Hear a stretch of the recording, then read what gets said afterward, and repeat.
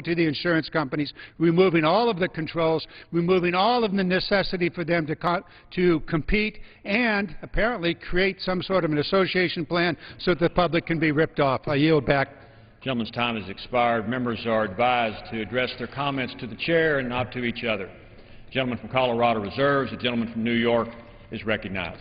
Mr. Speaker, I yield 1 minute to my colleague from Tennessee, Mr. Ruff. The gentleman from Tennessee is recognized for 1 minute. I thank the gentleman for yielding. Mr. Speaker, we in Tennessee 17, 18 years ago now tried TennCare with a sort of an exchange where we had 7 or 8 different plans competing for your business. And in 10 years, the cost tripled in our state because of the intervention of the government.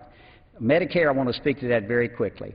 If you're 65 years of age and you have Medicare, you keep it. If you're 55, if the Ryan plan goes through, you keep it. If you're younger and you're more affluent senior like I have, you're going to pay more for your health insurance. Yes, you are. If you're someone like me with a higher income, you are. If you're lower income and you're sick, you're not. The federal government will act like your employer does if you have employer-based insurance. That part of the premium is paid by them. You pay your part of the premium. And again, it will be means tested for a higher income senior. Why do we think that will work? Because the only plan that I have seen this government ever pass that's come in under budget is Medicare Part D. So I think there's a real chance for this to help hold costs down. I yield back the balance of my time. The gentleman's time has expired. The gentleman from New York reserves. The gentleman from Colorado is recognized. I'm happy to yield 2 minutes to the gentleman from California, Mr. Garamendi. The gentleman from California is recognized for 2 minutes.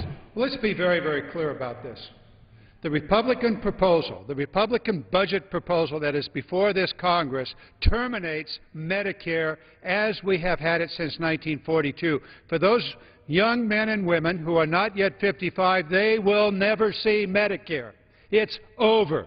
And instead of having Medicare, which is a guaranteed health insurance program, when they retire at the age of 65, they will be given a voucher that will be worth a percentage of what the insurance will cost. They will be thrown into the market at an age where they have pre-existing conditions, and under the Republican proposal, there are no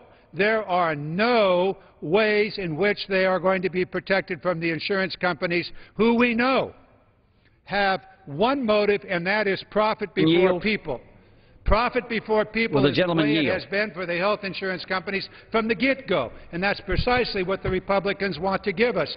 We will not have it. And while they're at it, they want to take those reductions in Medicare expenditures and continue giving money to the most wealthy people in America. That I will not yield.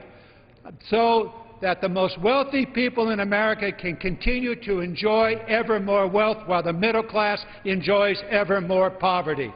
It is an abomination, and there is no way this nation should abandon a proven program that for 42 years has provided quality medical care to the seniors. Now, you want to go after the cost of medicine?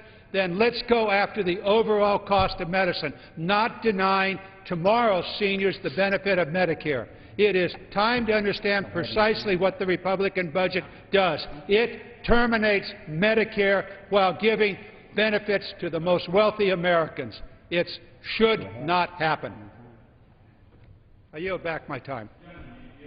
The gentleman from Colorado reserves. The gentleman from New York is recognized. Mr. Speaker, at this time, do we have any other speakers on the other side?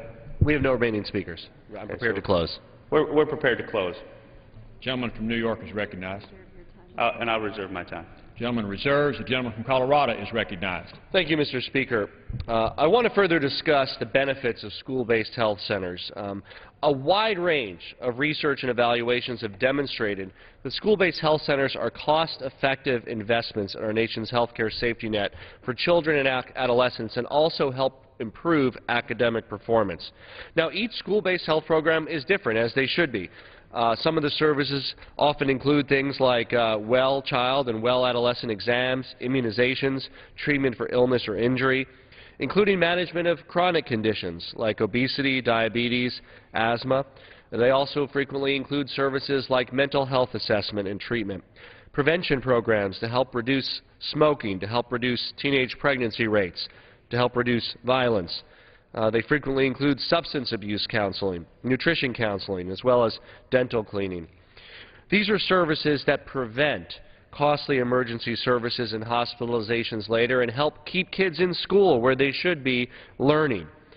Most importantly, stronger school-based health centers lead to stronger, more successful children and adolescents across the country. By bringing health care services to children where they spend most of their day, at school, school-based health centers are a sensible and inexpensive way to deliver basic health care services to children all over the country. This unwise legislation undermines our fiscal condition by wasting an opportunity to leverage local funding. Providing capital support to school-based health centers is a federal investment that is a good deal for taxpayers. That's because when we provide modest federal support to school capital projects, local and state funding in partnership with nonprofits and community health clinics is spent on operating activities, staffing, and other equipment. What a great value for our federal dollar.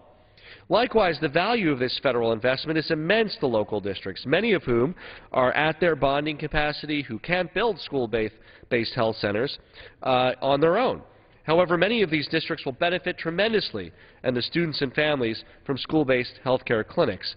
The research is clear, Mr. Speaker. Over a decade of studies consistently find positive benefits of school-based health centers. These benefits include better student academic achievement, increased school attendance, and reduced tardiness among inner-city children who receive counseling in the school-based health care center, fewer school discipline referrals for students who receive mental health services, and increased learning readiness and parental involvement. As we discussed in this Congress, reducing the learning gap, helping all students achieve, and ensuring that every American, regardless of where they live, has access to hope and opportunity through a quality education. School-based health care clinics are an important part of the solution. In Colorado alone, there's 46 school-based health care clinics in 18 school districts, including one in Summit County School District, which I represent, which is applying for funding under this program, and another applicant from Eagle County, Colorado. 8 other Colorado applications are going forward under this opportunity, as they are throughout the nation. This is the initiative, Mr. Speaker, that Republicans are seeking to eliminate. They say they want a fiscally responsible budget and more jobs, but what we see instead is their priority is to stop programs that save money and create jobs and increase student achievement and learning, like school-based health care centers. There can be no doubt about how the new majority is going about its business. There are no attempts to find common ground like we have in House Resolution 9 and work on ways to improve health care or to implement pooling mechanisms or allow purchasing across state lines of insurance policies. Rather, we're dealing with press releases disguised as legislation that will neither pass the other body nor be signed into law. That's not governance, that's immaturity. And the only Americans who are being asked to sacrifice in the name of deficit reduction are those who have very little, if not nothing, left to lose, and no real way to fight back. That's not leadership. Mr. Speaker, we can and must do better. I urge my colleagues to oppose the rule and the underlying bill. And, Mr. Speaker, if we defeat the previous question, I will offer an amendment to the rule to provide that immediately after the House adopts this rule, it will bring up H.R. 1366, the National Manufacturing Strategy Act of 2011. This bill, introduced by Mr. Lipinski of Illinois, will require the President to develop a national manufacturing strategy in order to boost traditional and high-tech manufacturing, spur American job growth, and strengthen the middle class. This bill passed the House on a bipartisan vote of 379 to 38 in the 111th Congress. Manufacturing is a cornerstone of our nation's economy. The U.S. government, through its policies and programs, has major influence on our manufacturing base, and our national security, energy, and transportation systems rely on that base. We must unify the government programs, including leading to increased efficiency, and promote policies to promote our domestic manufacturing base to help our competitiveness in the global market. Mr. Speaker, I ask unanimous consent to insert the text of the amendment in the record, along with extraneous material immediately prior to the vote on the previous question. Without objection, so ordered. Mr. Speaker, I urge my colleagues to vote no and defeat the previous question so we can debate and pass jobs legislation today rather than legislation to increase the health care premiums that Americans pay. I urge a no vote on the rule and the underlying bill, and I yield back the balance of my time. The gentleman from Colorado yields back his time. The gentleman from New York is recognized. Thank you, Mr. Speaker. In closing on these two important bills that are now before this House, I say that 1213 and 1214 is dealing with an issue that the former Speaker of the House envisioned when she said that during the debate on the underlying health care bill, Obamacare, that Congress needed to pass the bill so the American public could find out what's in it. Well, we're finding out what's in it. These two bills will address provisions that dictate and mandate billions of dollars of spending without any additional congressional oversight. To me, that is the critical piece. That is the critical piece why I urge my colleagues to support this rule and pass this legislation, because this body must stand up and adhere to its institutional responsibilities of controlling the spending of our country, because we are broke. And that's what an army was sent here to do in November. And I'm proud to be part of that freshman class of 87 Republican members of the House that are coming here and looking at every dime, every dollar that is being spent here in our nation's capital, because our nation cannot afford it anymore, and no longer will we pass the buck onto our children and our grandchildren so that they have to pay this bill that we are no longer taking care of here in Washington, D.C. I would say that what we're trying to do with this health care debate is put back into the debate in front of the American public the focus of this new Republican majority, and that is we are going to deal with this problem by getting to the root of the problem. The root of this problem are increasing health care costs that are going through the roof. What we're dealing with here when we look at the underlying Obamacare package is we're trying to minimize and mitigate health insurance costs. Yeah, that's a piece of the puzzle, but the crux of the issue and the fundamental issue that we face is the increasing cost of health care, and that is what we are doing in this side of the aisle, and we are focusing day and night to make sure that we engage in responsible oversight. We strip the mandatory language of spending that is being created out of these bills, and we go forward so that our children, our grandchildren, will have a greater future than we envisioned and enjoyed in our lifetimes. So with that, Mr. Speaker, I urge the adoption of this rule, and I yield back the balance of my time, and I move the previous question on the resolution. All time having been expired, the question is on order, and the previous question on the resolution. Those in favor say aye. Those opposed, no.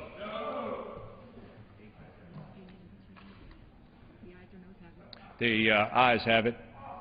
Mr. Speaker, I ask for the yeas and the nays. The yeas and nays are requested. Those favoring a vote on the yeas and nays will rise. A sufficient number having risen, the yeas and nays are ordered. Members will record their votes by electronic device. Pursuant to Clause 9 of Rule 20, this 15-minute vote on ordering the previous question will be followed by a 5-minute vote on adoption of the resolution if it is ordered. This is a 15-minute vote.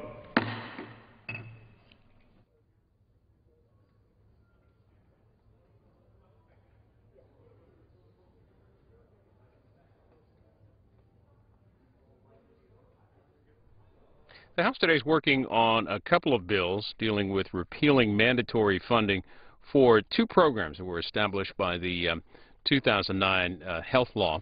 One bill would repeal federal funding to states for the purpose of setting up health insurance exchanges. Supporters of that bill say that would save $14 billion over 12 years. The other bill would deny funding for the purpose of construction of health care centers in schools. This is a previous question vote. Jared Polis, the Democrat managing the bill on the floor for the Democrats, says that they want to focus instead on manufacturing and jobs creation, using this previous question to point that out. 15-minute vote, and it's the first recorded vote of the day here on the House floor as they consider the rule for both of these bills, these two bills that would repeal some of the mandatory funding in the health care law. We just spoke to a Capitol Hill reporter for some details on the latest in the health care debate. Megan McCarthy of National Journal joins us. After a 2-week break, lawmakers are back with a series of bills to repeal parts of the health care law. What are the two bills being proposed today? The first bill would take away Secretary Sebelius's ability to give states unlimited funding to set up insurance exchanges until 2015. And then the second bill would take away money for school health clinics. Why did the House Republicans pick these two programs in particular? This effort kind of started back when Congress was considering the 2011 continuing resolution. While Tea Party members were pushing for defunding even more mandatory dollars out of the health care law, the leadership kind of pushed this effort, and it came up through the Energy and Commerce Committee, and they kind of laid out 4 or 5 different areas where they wanted to go after money in the health care law. So these 2 bills are coming from that effort. How are Democrats planning to counter the efforts to gut the health care law? Well, they are all obviously very much opposed to these efforts, and these bills, even though they're almost definitely going to pass the House, you know, in the Senate, the Majority Leader is not going to take up these bills. However, they could be used as side-by-side amendments from Republicans to kind of force tougher votes for moderate Democrats. The House is also planning to take up another health care bill on Thursday, H.R. 3, to prohibit the federal funding of abortions. Can you tell us a bit more about that? Sure. That bill covers a lot of ground. The main thing it would do is codify what's known as the Hyde Amendment, which prohibits federal dollars from being used to cover abortions except in the case of rape and incest or life of the mother. That's usually passed in appropriations language, but this would put it into the law books. It also would make it more difficult for women to get insurance coverage through exchanges using government subsidies if those plans did cover abortions. And are there other health care measures in the pipeline aside from the ones today, the one tomorrow? What else might we see in the coming weeks in the U.S. House? Well, House and Senate Republicans today are introducing a bill that would undo some of the Medicaid requirements included in the health care law. States have to keep their Medicaid rolls stable, meaning they can't kick people off until 2014 in order to be eligible for federal assistance. So that was in there to kind of keep states from kicking people off and then having the federal government come back on and cover even more people. But given the difficulty that states are having with their budgets right now, there's a lot of requests from Democratic and Republican governors for a little more leeway. You mentioned that the Majority Leader won't bring up these bills in the U.S. Senate. What about the President? What's he said about the effort to gut his health care bill, health care law? The President vetoed the insurance exchange, issued a veto threat for the insurance exchange bills yesterday. They didn't issue a veto threat on the children's health clinics, but they did say they strongly opposed it. So meaning if for some reason this was to make it into law, they very likely would not veto the school clinics bill. And they have issued a veto threat on the abortion bill as well. The health care debate continues on Capitol Hill. Megan McCarthy covering it for National Journal. Thank you for that update. Thanks. And the initial debate is over. Previous question vote here and a vote on the rule for both bills. The bill repealing the funding, some of the funding for the mandatory funding for the health care bills, one of dealing with the state exchanges and the other of construction of medical facilities, of school medical facilities. This is a 15-minute vote on the House floor, and the rule vote will follow this, and general debate is still ahead in the U.S. House. Midday or mid-afternoon today, House members will get a briefing on the operation to kill Osama bin Laden. Leon Panetta, the CIA director, will hold that classified briefing this afternoon in the U.S. House, for U.S. House members, I should say, and also for senators later on this afternoon. We're covering this afternoon, too, a House subcommittee hearing looking at Pakistan and Homeland Security threats. That's coming up this afternoon, about 40 minutes or so, 2 o'clock Eastern. That will be live on C-SPAN 3. New York's Eliot Engel is a member of the Foreign Affairs Committee in the U.S. House. He talked this morning about U.S. relations with Pakistan and Afghanistan, and going forward now from since the death of Osama bin Laden. He joined us on Washington Journal for about 45 minutes, and we'll show you as much as we can during the remainder of this vote. Congressman Eliot Engel represents New York's 17th District as a Democrat. He serves on the Foreign Affairs Committee. Good morning. Good morning, Libby. What is the mood in your New York districts? We're talking about the Bronx, West Nyack, Mount Vernon. Well, Well, everyone, like all Americans, is very relieved that Osama bin Laden has been killed. I think we as New Yorkers have a very special feeling, obviously, because the World Trade Center killed so many people on September 11th. And so many from your district. Yes, a number of people from my district, firemen, policemen, just average citizens who happened to be in the wrong place in the wrong time. But, you know, New York, since September 11th, I think has bonded together better than ever before, and I think that that bonding stays there, and it comes out again even more so when an incident like this happens. I think that it's been a festering sore that Osama bin Laden had eluded capture for nearly 10 years, and it made us all very, very frustrated, although we do know the killing of one person doesn't end terrorism or the war on terror, but this person was so heinous and disgraceful and such a mass murder of people that he's gotten his just reward, and I think all Americans feel good about it. I know I do. You are born and raised in the Bronx? Yes. Do you have a sense of how many of your neighbors lost loved ones in the 9/11 terrorist attack? Oh, I think we've probably at least a couple of hundred or something like that. My district goes into 3 counties, Bronx, Westchester, and Rockland. In Rockland, and particularly in a place called Pearl River, we have many, many policemen and firemen, and unfortunately many of those people lost their lives, and constituents in Riverdale, where I live, and in Westchester as well. It's very, very sad, and of course people's lives will never be the same. And I've heard in the past day people say, well, this gives people closure. It never gives people closure, but at least to have Osama bin Laden roaming around at will, thumbing his nose at the United States while thousands upon thousands of people are dead for no fault of their own except being in the wrong place at the wrong time. I think justice was served. What does this say about the U.S. relationship with Pakistan? Well, it turns out he was hiding in what people are calling plain sight, essentially. Yes. It's very troubling. I mean, I've long thought that our relationship with Pakistan has multiple shades and twists and turns. It seems to me, frankly, that it's impossible that nobody knew where he was. You know, we had always assumed he'd be in the caves or in the mountains along the Afghanistan-Pakistan border. But for him to be living so close to Islamabad, the capital, in a compound, in an opulent compound, and nobody knew. You know, it sort of reminds me of after World War II when the German population said they didn't know about the death camps and what was happening. I mean, somebody had to know. Somebody in the government had to know. Here you have a compound at the end of the city, and there's no telephone service. They burn their garbage right on the premises.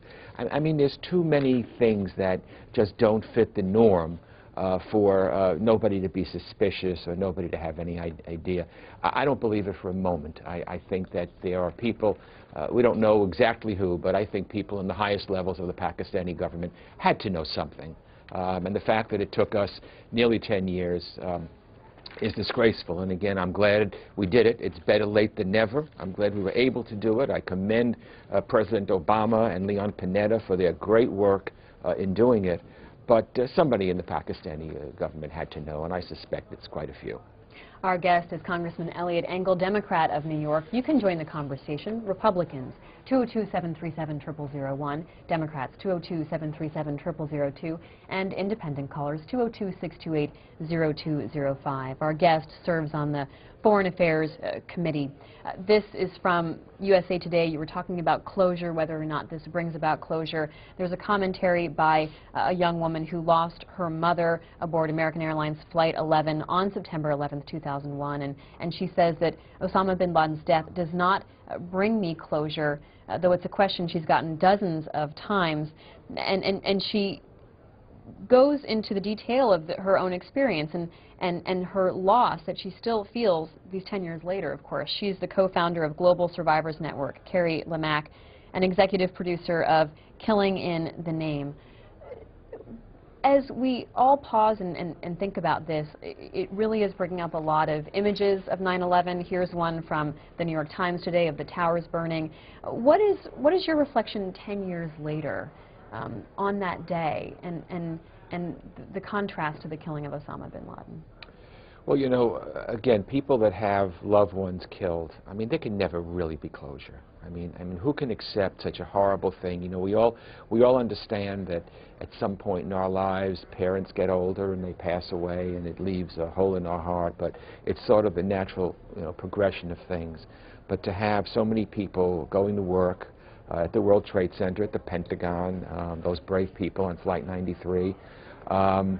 And then suddenly, through no fault of their own, to have this kind of attack, I don't think people's lives are ever the same after that. You lose a child, or you lose a brother or a sister or a mother or father. I don't think people's lives are ever the same. I think New York, from that point on, has really pulled together. I think the city is doing well. I think it's a great place to live. I was fortunate to be born there, and I've lived there all my life. But I think as Americans, you know, in a way, our innocence was lost that day, because we somehow had the feeling that the Atlantic and the Pacific protected us. You know, we had never been invaded. We had this feeling that we were sort of untouchable. You know, if you went to Europe in that time, or Israel, or places like that, you saw policemen walking around with automatic guns, and you know, you never had that in the United States. I mean, if I just see how it's changed right here in Washington. When I was first elected to Congress 23 years ago, you could essentially drive your car right up to the Capitol steps as a tourist, and certainly as someone who worked there. Now there's all kinds of checks and stops and roadblocks, and you know, you can't get across the street in the Capitol without the Capitol Police checking you out, and we never had that before. So it's changed our lives as Americans. The frustration of getting on an airplane and having to go through that X-ray machine and having to not be able to take liquids and things like that. It's really changed us. I mean, we are now as vulnerable, unfortunately, as every other place on the earth, and we're now doing things that other countries did before 9/11 in order to protect us. So I think in a way it's changed us as Americans, and it makes us ever more vigilant. Let's go to the phones. Mike is in Flint, Michigan, Republican caller. Good morning. How are you? Good morning. I think we owe President Obama a lot of praise, along with President Bush, for starting this and following through. And we owe our military, past and present, and just unbelievable. You know, they were able to accomplish this, and it's just a wonderful thing. Well, I certainly agree with the caller. I think credit is due all around. I think as Americans we can all take credit. You know, we have partisan battles in Washington, Democrats versus Republicans and all kinds of things. The truth is, terrorists don't care if we're Democrats or Republicans or the color of our skin or what faith we are.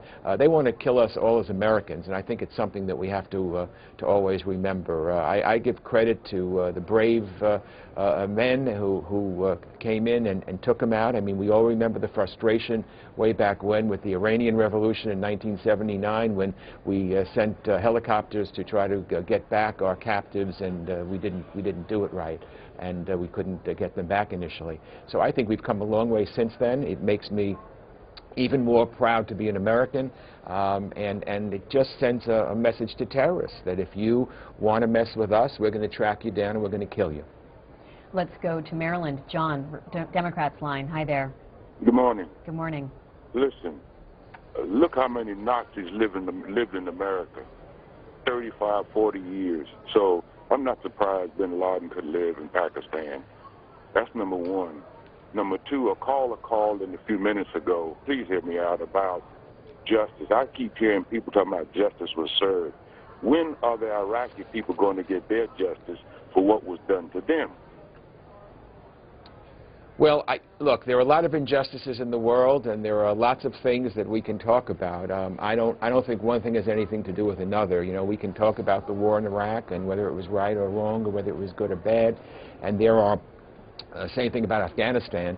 But the bottom line is Osama bin Laden was a mass murderer of innocent people. And I believe as a result, the world, as President Obama said quite rightly, the world is much better off without him. This just in from ABC News, Jake Tapper reporting. A top source tells ABC News that President Obama and White House officials are discussing the possibility of releasing a photograph of bin Laden's corpse today. The photograph, according to the sources who've seen it, is bloody and gruesome, with a bullet wound to his head above his left eye. There are concerns about its release, that it could be inflammatory, though officials also say it's important to put to rest any skepticism about the death of this nation's public enemy #1. That from ABC News. Congressman, should that photo be released publicly? Yes, I believe it should. I believe that that people have a right to see it, and again, it brings no doubt that the fact was that he is dead and he was killed. And, you know, there are a lot of decisions that are made, and part of it is because, you know, you start having these conspiracy theories and all kinds of other people saying things. I think it's important that that photo be shown. Let's go to Michigan. Dana on our independent line. Good morning, Dana. Hi. Hi. I've been watching a lot of news broadcasting, and while I'm relieved that bin Laden's not around anymore, no one's talked about all his money. He had, what, some $500 million that he has been funding all this terrorism with, and I've heard no one talk about, do we know where it's at, you know? Curious, has anyone talked about it that I haven't heard?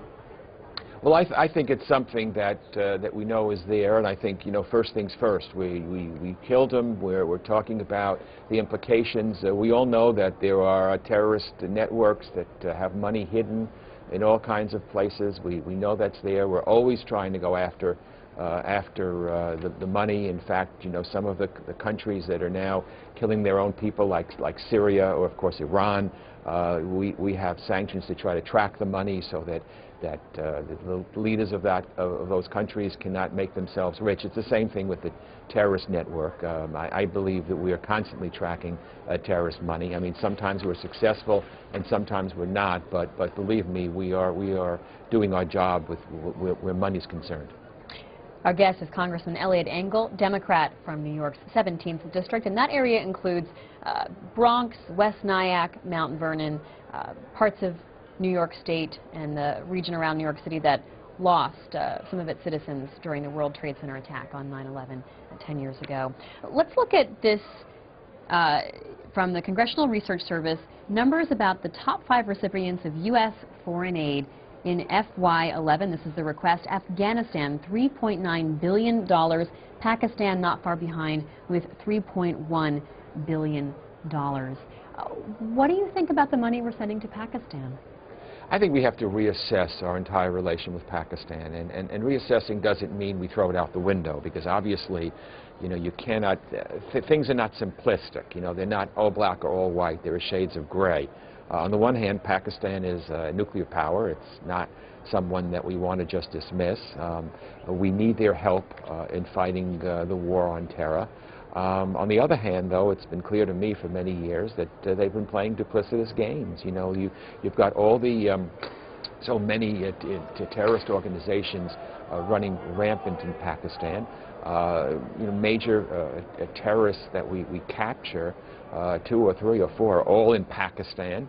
You know, many of the homegrown terrorists are in Pakistan. And I think at some point we have to ask ourselves, you know, sending all those billions and billions of dollars to Pakistan, you know, we don't want to be played for fools. The war on terror is an important war, and, you know, Pakistan has been cooperative. We have drones going in there and killing people. I mean, just now we went on to Pakistani territory. They could have tried to stop us or whatever. So they've been somewhat cooperative, but it's clear to me they're playing a duplicitous game. They're sort of talking out of both sides of their mouth, kind of being blind to terrorism when they know it exists on their soil. And I don't think doing enough, frankly, to help us in combating terrorism. But we can't just dismiss them because, again, they're a nuclear power. They're important. Directly, what happens in Afghanistan is affected by what happens in Pakistan. But I do think we've got to get a little tougher, because I don't think as Americans we want to be played for fools either. Bill writes on Twitter, how soon do we put an end to the endless war in Afghanistan? Giving his opinion there that he does not think we should be there. But we've just looked at that number, nearly $4 billion as a recipient of foreign aid in FY11, more than $4 billion in FY10, going to Afghanistan. Well, for me, with Afghanistan, I think it's clear that we just cannot plod merrily along and keep this war going year in and year out. I think we need an assessment. I'm not for pulling out our troops tomorrow, because I do think everything has implications, and we are fighting al-Qaeda.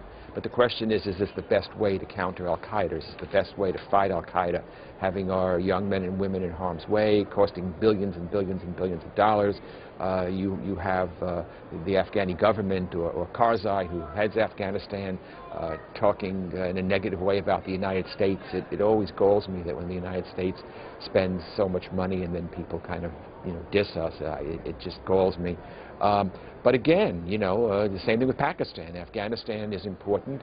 If we left tomorrow, the Taliban would probably take over. I think we have to weigh, is there a better way that we can stop the Taliban, cost us less, and not put our people in harm's way? And I think that's a debate we're going to see in the Congress in the next several months. Greg joins us from Union, Missouri. Good morning. Good morning. I was just going to ask Elliot what the deal is. Why doesn't the American people get the money, $18 billion? And if he's going to vote for Pakistan to get $18 billion, when the American people are suffering, throughout the country, and here we got another war in Libya. Now, it doesn't make sense to the American people when we're having a tough time in our economy to put up with giving Pakistan money. Keep that in mind, Elliot, when you vote next time for the $18 billion. Well, I think you make some very, very good points, and it's quite, the frustration when we see that things are going poorly. We have unemployment. We could use money for infrastructure, and money goes abroad. On the other hand, we have to remember that we do have a stake in what happens in Pakistan, Afghanistan, and places around the world. So I don't believe that foreign aid is a waste. I think foreign aid helps keep us safer, helps our friends, helps countries work with us. We're in a position to give foreign aid, although it shouldn't just be pouring good money after bad. The appropriations that we vote for in the foreign aid package is one appropriation, but the monies to Pakistan and Afghanistan and some of these other countries sometimes come in different votes, in multiple votes, including defense monies and things like that. But I think the caller makes a good point. I'm not for eliminating foreign aid. And again, I don't think we can just turn around and walk away from Pakistan or Afghanistan, but I think we're not fools, and we don't want to throw good money after bad, and I think it's a balance, and I think we need to have some frank talks with the Pakistani government. Let's go to our next caller in Chester County, Pennsylvania. Preston, welcome. Hello, good morning. Morning. Good morning. I just got to say a few things. Number one, we send too much money out to people that are, our friends. On this vote, the yeas are 234, the nays are 185. The previous question is ordered. The question is on adoption of the resolution. Those in favor say aye. Those opposed, no. In the opinion of the chair, the ayes have it. Mr. Speaker, the gentleman from Colorado. I ask for a record vote. A recorded vote is requested. Those favoring a recorded vote will rise. A sufficient number having risen, a recorded vote is ordered. Members will record their votes by electronic device. This is a 5-minute vote.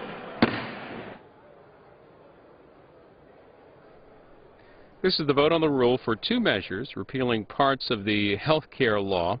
Bills aim to deny funds for the state health care exchanges and also the construction of health care centers in schools.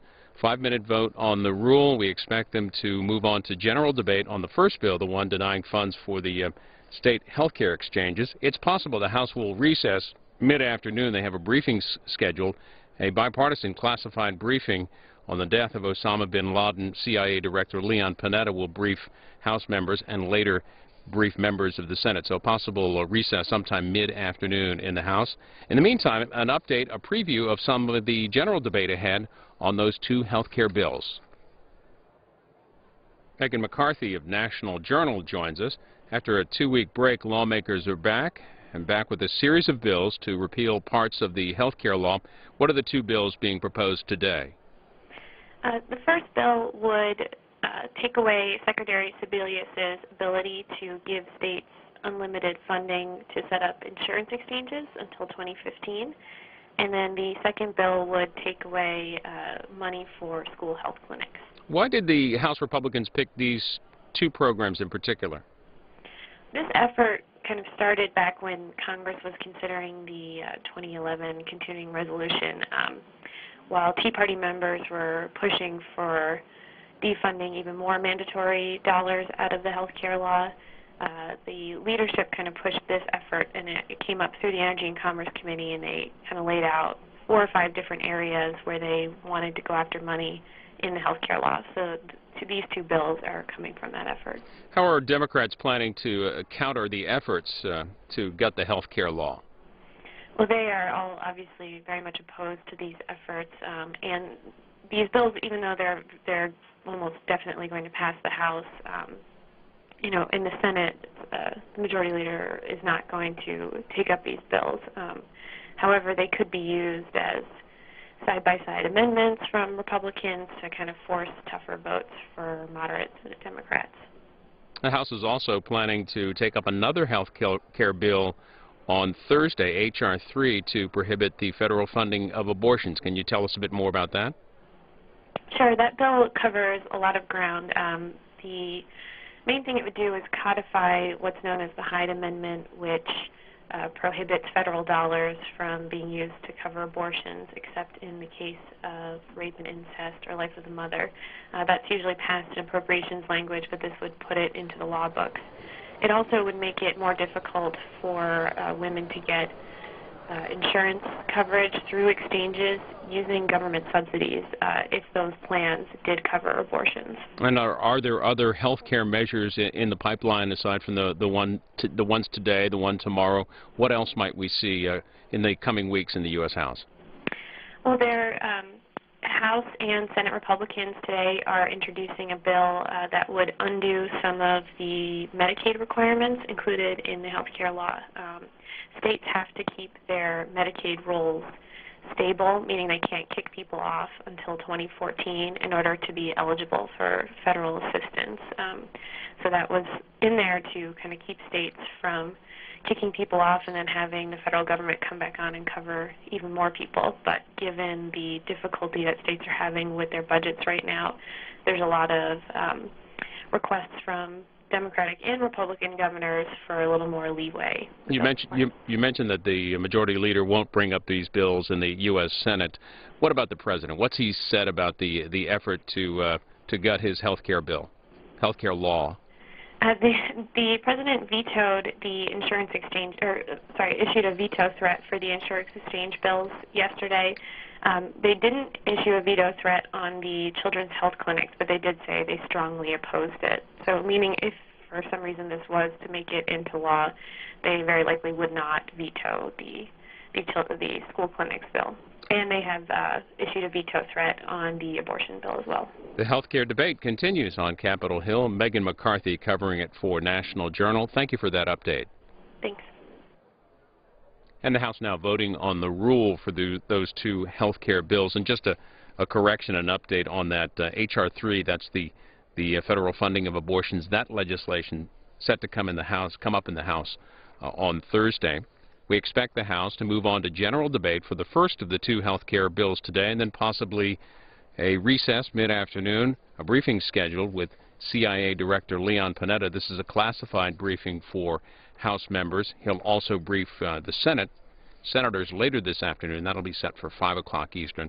Ahead of that, in the U.S. Senate, at 3:30 this afternoon, they will vote on a resolution commending U.S. forces and the intelligence community for their successful operation in bringing about the death of Osama bin Laden. That's in the Senate today. They'll gavel back in about a half an hour, 2:15 Eastern. And you can follow the Senate live on C-SPAN 2.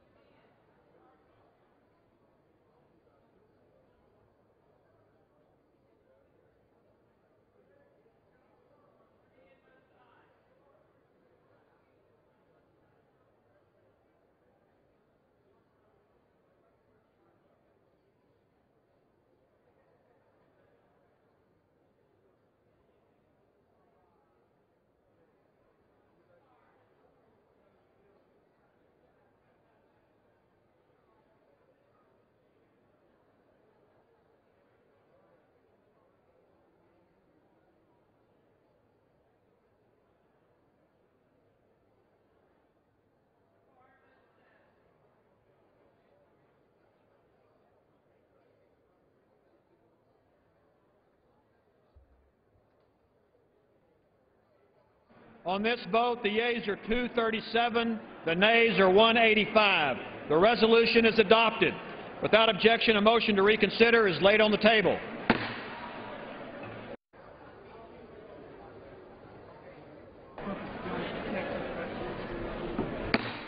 House will come to order.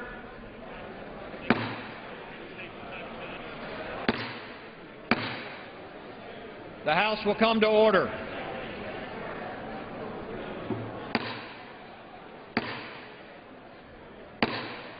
House will come to order.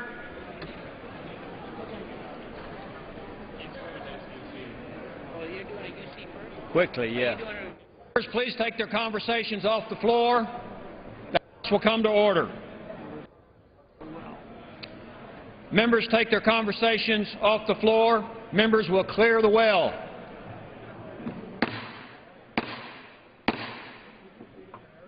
House will be in order. What purpose does the gentleman from Texas rise? Mr. Speaker, I ask unanimous consent that H.R. 1425 be re-referred to the Committee on Small Business and in addition to the Committee on Science, Space and Technology and Armed Services. Without objection, so ordered.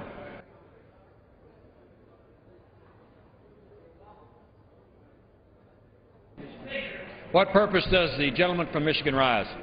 First, I would ask unanimous consent that all members may have 5 legislative days to revise and extend their remarks on the legislation that we're about to undertake and to insert extraneous material on the bill. Without objection. And, Mr. Speaker, I would ask that the House be in order. House will be in order. Okay, members, take their conversations off the floor.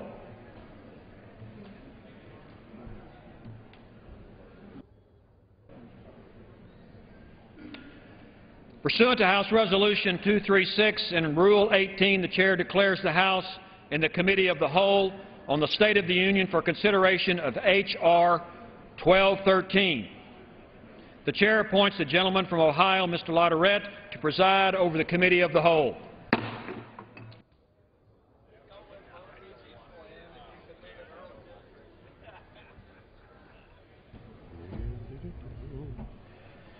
The House is in the Committee of the Whole House on the State of the Union for the consideration of H.R. 1213, which the Clerk will report by title.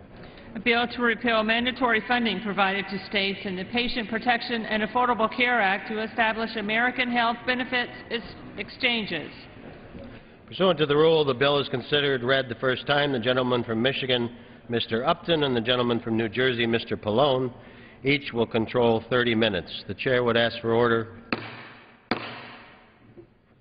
Chair recognizes the gentleman from Michigan. Thank you, Mr. Chairman, and I yield myself such time as I may consume. Mr. Chairman, this bill is part of our effort to restore fiscal accountability to the federal government. In the rush to pass any kind of health care reform, the 111th Congress enacted a massive law, 2,000-some pages, that gave the Secretary of HHS unprecedented new authority. Although it got little attention at the time, one of those new powers is an unlimited tap on the Federal Treasury. Section 1311A of PPACA provides the Secretary of HHS a direct appropriation of such sums as necessary for grants to states to facilitate the purchase of qualified health plans in newly created exchanges. Shockingly, the Congress gave an executive branch official the sole authority to determine the size of the appropriation. Without any further congressional action, the Secretary can literally spend hundreds of billions of dollars at the Department's discretion. The only real restriction on this unlimited appropriation is the Secretary's imagination. Given Washington's reckless fiscal habits, Americans concerned about record spending deficits and debt have much to fear from Section 1311A of PPACA. This unprecedented tap on the Federal Treasury should never have been granted to one individual. And given the huge uncertainty regarding PPACA, it certainly should not be continued now. 2 federal district courts have struck down the law.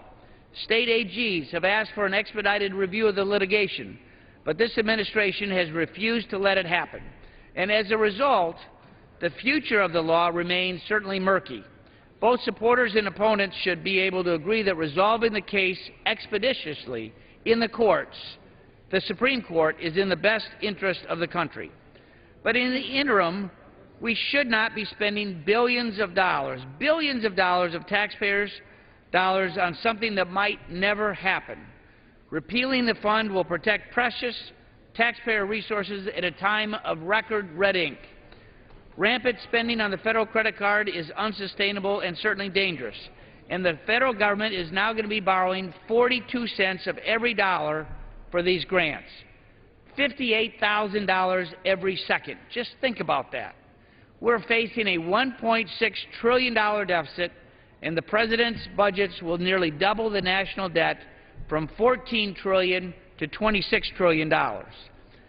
This program in PPACA is a prime example of the hidden costs of the health care law.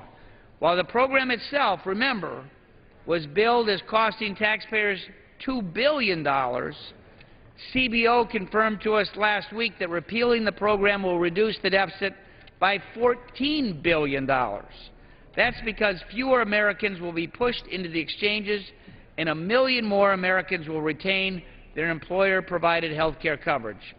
This bill is about accountability to taxpayers and fiscal responsibility in the Congress, and I would urge my colleagues to support the bill that will reduce the deficit by $14 billion. And at this point, Mr. Chairman, I would ask a unanimous consent that all of my remaining time be given to Dr. Burgess to manage the bill on the floor. Without objection, the gentleman from Texas will control the time.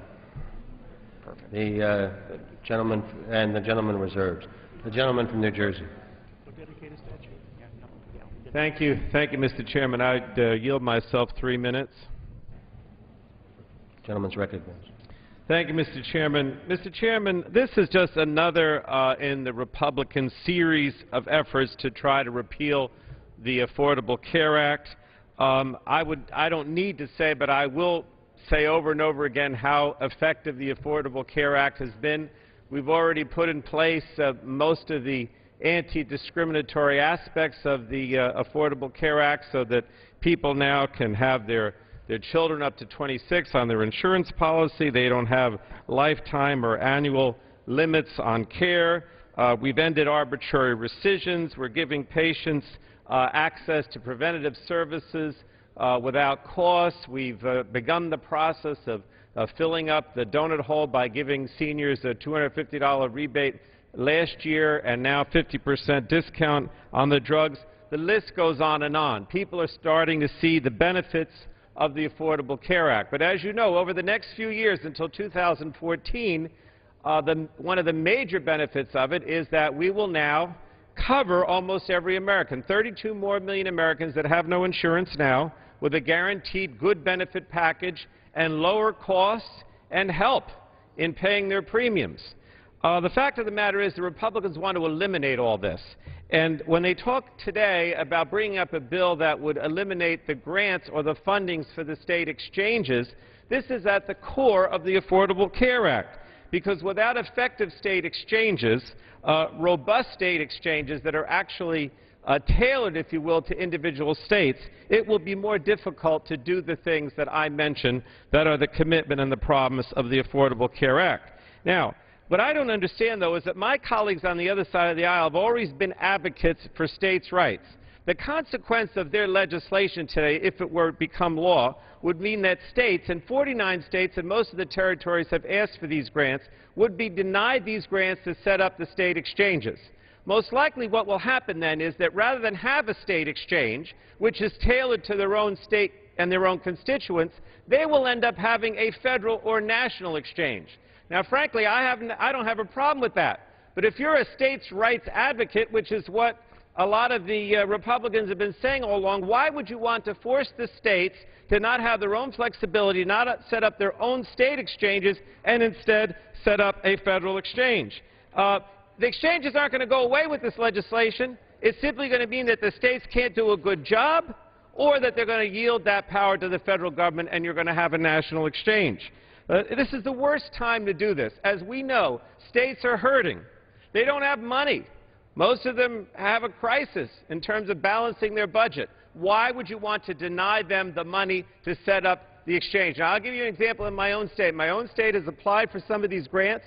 They're using it to do demographics, to find out what kind of people they have, what their health care needs are, so they can tailor the state exchange in a way that's most effective to cover the most Americans and provide them good quality health care at a low cost. That's what this is all about.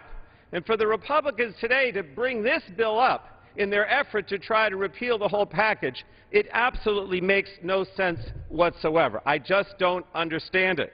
They talk about mandatory funding. Well, we have mandatory funding for Medicare, for Medicaid, for all kinds of things in this Congress. All they're going to do with this is make it more difficult for the states to establish their own exchange.